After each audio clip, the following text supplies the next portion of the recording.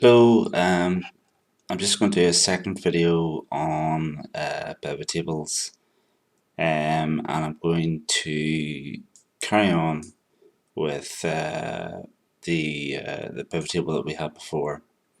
One thing you'll notice is that if you come out of the pivot table section, it disappears over here. So you have to be in here to have the actual options to do stuff. Um, so maybe if we create another pivot table, let me see, create a pivot table, and this time instead of a new, we'll go back to our range and we'll make sure that everything is selected.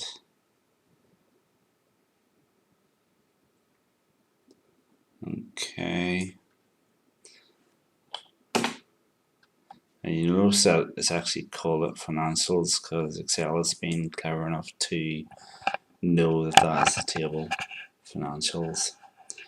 So say we wanted to be a bit more adventurous with this, and we wanted to enter values. We're looking for things in the values box like units, sales, profit, etc. So let's put units in. We'll do it by let me see, by products, and we'll also do it by country.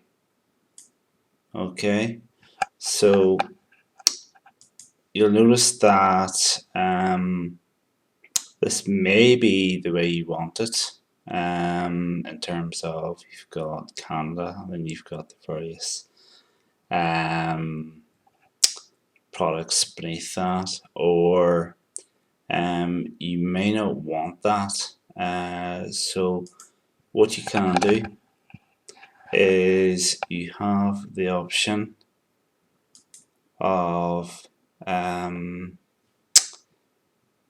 collapsing the field. Okay, so you'll notice here that you can, if you want, open those up.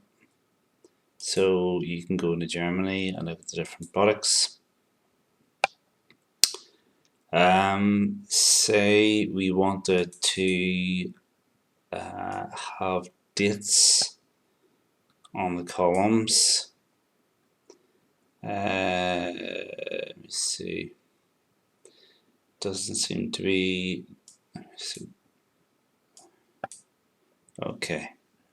So once we put in the dates, we've got January to December. Again, what you'll notice is that these wee things pop up here. My personal preference is that I don't particularly like them. So go into options, display, and turn them off. What you'll notice is sometimes whenever you do things in pivot tables, Excel tries to auto size the columns. Sometimes you don't want it to do that. So again, you go into design and you go into analyze, you go into options, and you would go into this wee section here and on click auto fit columns. And that what that means is that if you make a change, it's not going to suddenly make a column hugely bigger or smaller, which can sometimes mess up your spreadsheet.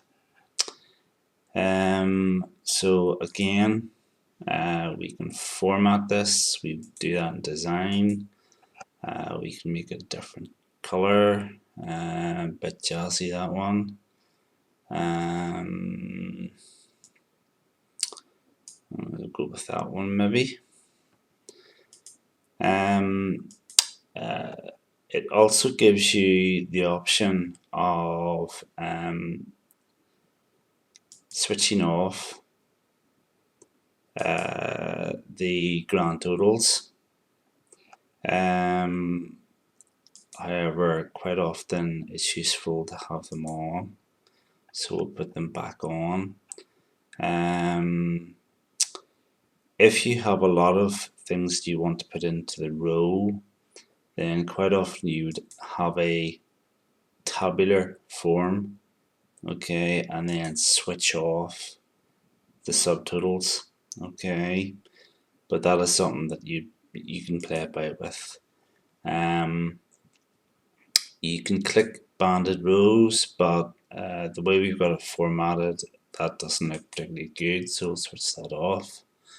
A nice little function is you can insert a blank row after each line, and what that does, it just spaces it out a little bit more. And again, we've got the option of filters, and don't forget, what we're trying to do is a filter should be something such as a time period or a product. It should never really be something that you're trying to sum up. So let's say let's go for discount band, and let's see what that gives us. And it's like I said, pivot tables are something not to be scared of. If you put something in filters and it comes out looking really stupid, then you just take it out. So we click that, and we can undo everything and maybe see what the high discounts come out at, and you'll see that the figures change.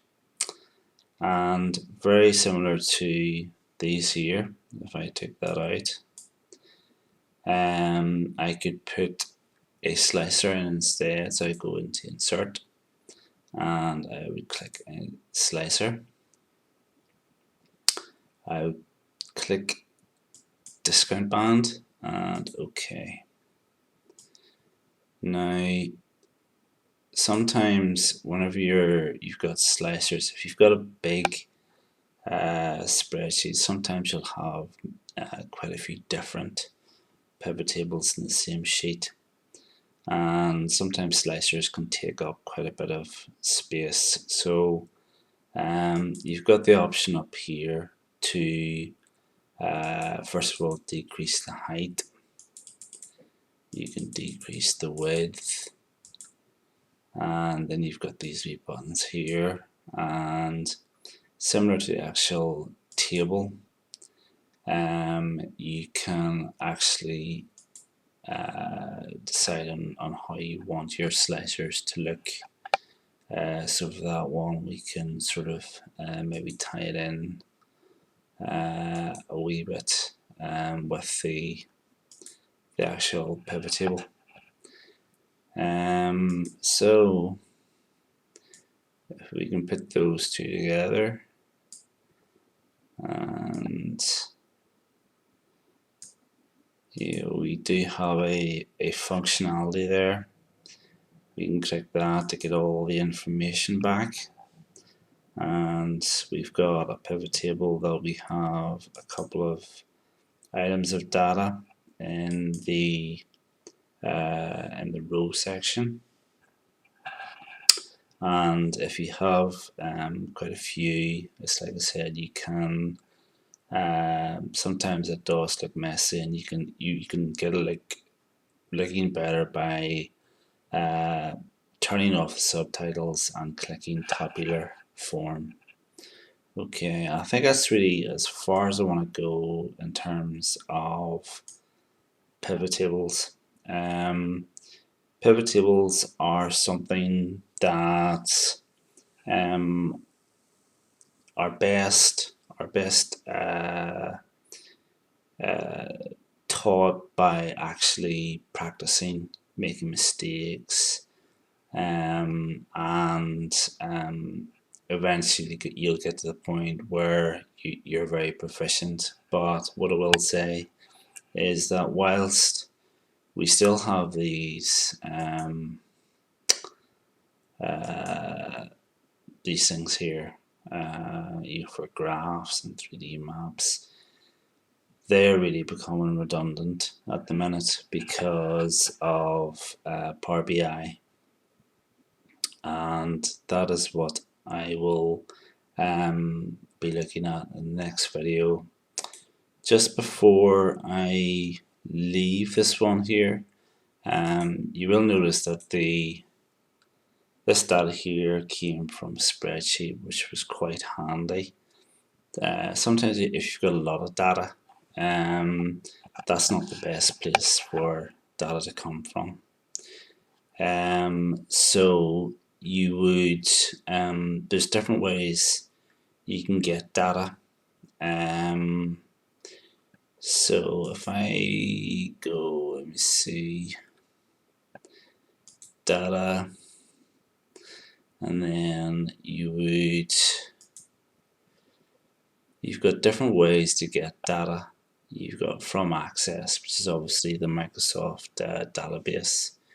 You can get it actually from the web. You just have to be careful with information you get from the web, because sometimes it has hidden ASCII codes which stops Excel recognizing it as a figure. You can get it from a text file, and then you've got other sources. And you can connect to different databases as well. You can connect to SQL, which is obviously a very powerful database. Rather than spend a lot of time going into Power Pivot, which is this tab here, which is really the precursor to Power BI. Really, I don't think there's any point, because Power BI is sort of replacing that. Just to give you a quick overview, the criticism levied against Excel was that it was only good for analyzing data, and it was very poor at holding data, which was correct. Excel was never meant to be a database. However, there is technology called SAS, which has actually been around for quite a few years and is still around today. It was developed to allow large corporations analyze huge amounts of data. So what Microsoft decided to do, and it was quite a bold move at the time, was that they put this technology into Power Pivot. Now all Power Pivot does is you go into a different window. Takes a while to load.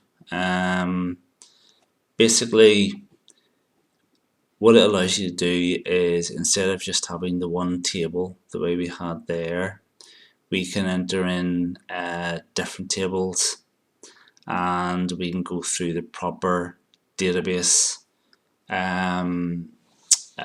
protocols in terms of making sure that there's referential integrity, etc. I'll just close that because, as I said, I think Power BI is now taking over what Power Pivot was the precursor of. But it is still important to remember that Power BI, whilst it does have more bells and whistles, still has this powerful engine, SAS behind it. So, as like I said, pivot tables are there just to be practiced with and not to be afraid of. Okay, thank you.